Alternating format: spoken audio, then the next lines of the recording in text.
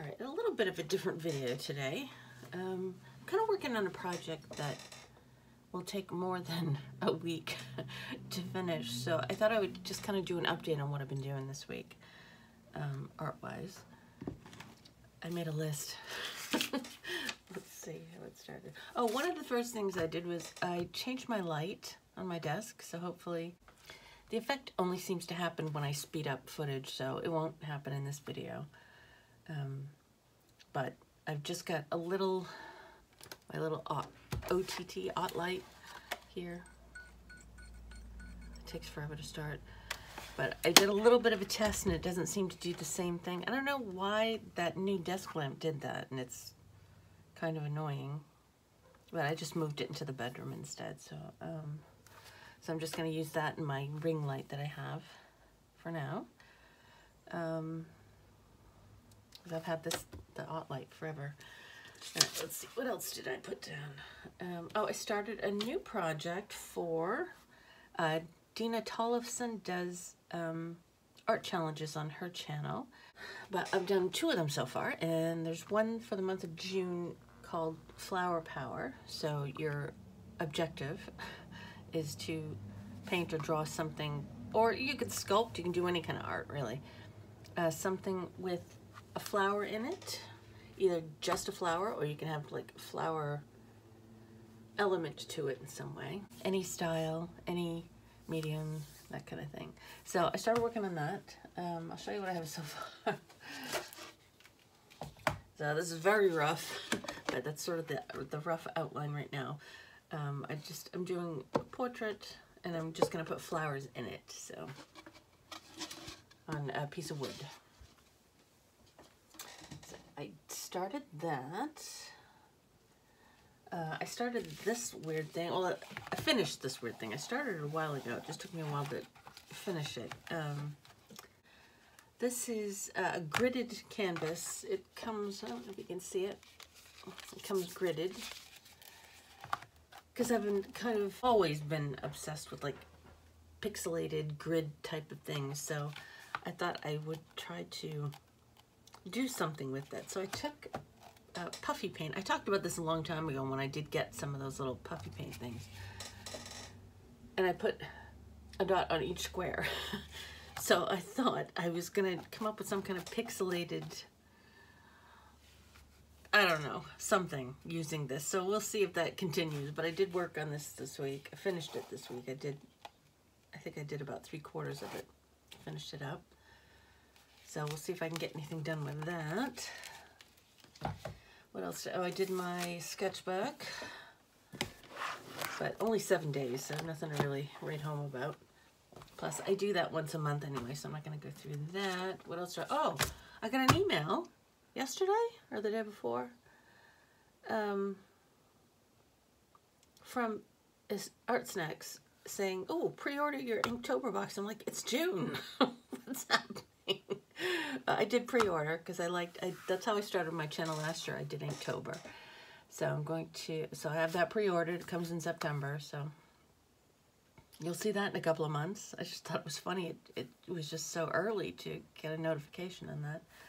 And what else? That.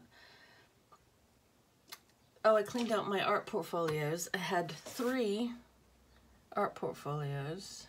I had a great big one. And then I had a more manageable one, probably about the size of this mat. And then I had another big one, but it was a flimsy one. So I went through and I cleaned out all the stuff I wasn't using anymore. There's a lot of papers and materials that I didn't use anymore. I got rid of a lot of the art I thought wasn't worth keeping.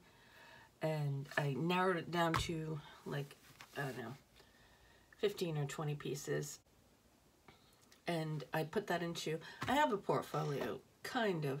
It's a case that I keep my light, it's not a light box, it's like a light, well, my flat light box, I don't know what it's called.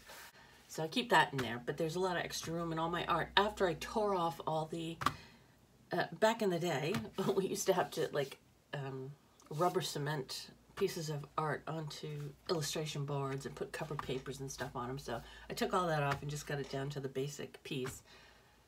So now everything fits in that little portfolio, and that makes me happy because I made some room, downsizing a little bit. So I did that. I did a video on it, which will probably be Monday if I get it done. I have to edit it. And the last thing I did was, oh, it's under here. So this and this. So this is Learn to Paint in Acrylics with 50 Small Paintings. So I've been doing these.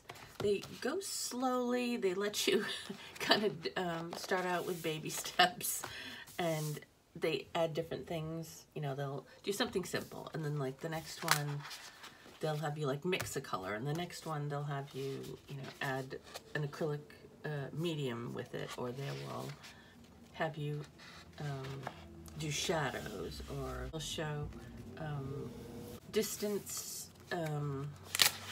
So this one I did upside down. I actually did another one upside down, but it was an abstract, so I just left it upside down. So this is a piece of bread, butter on it. So I think this is where I added medium for the first time, I think.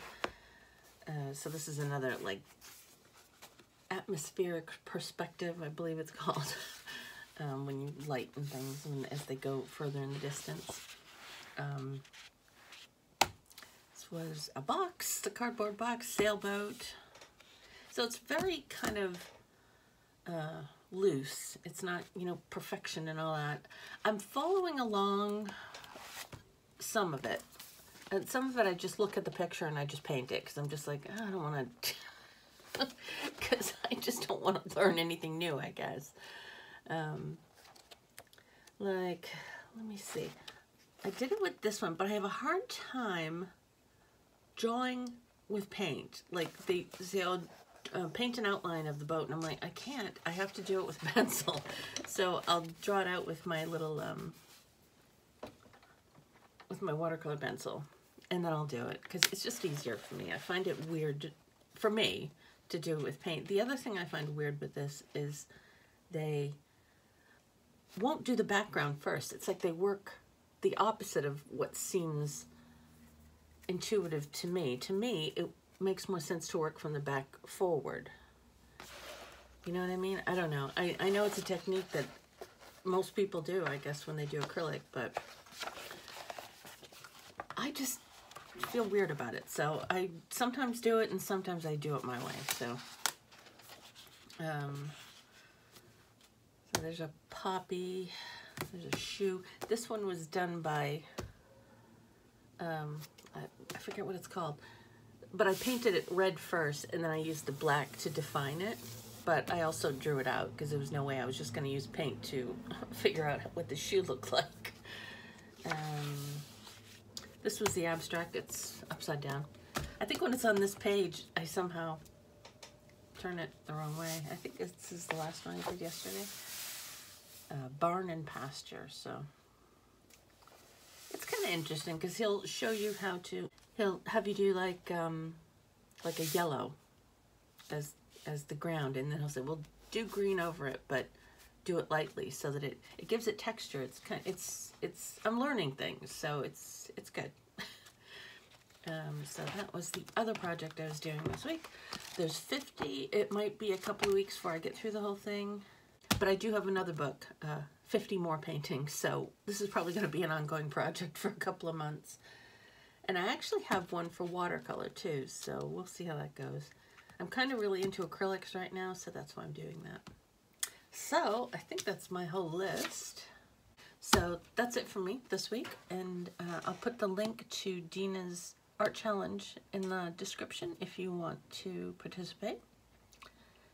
It's really fun. She just makes a playlist of everybody who participates. She makes a playlist of everyone's videos, so you get to kind of hang out, meet other artists and see what they're doing and see how they took the prompt, and it's kind of fun. Kind of little community activity for us. So anyway, thanks for listening to me babble on this morning, and I appreciate you listening, and I'll see you next time.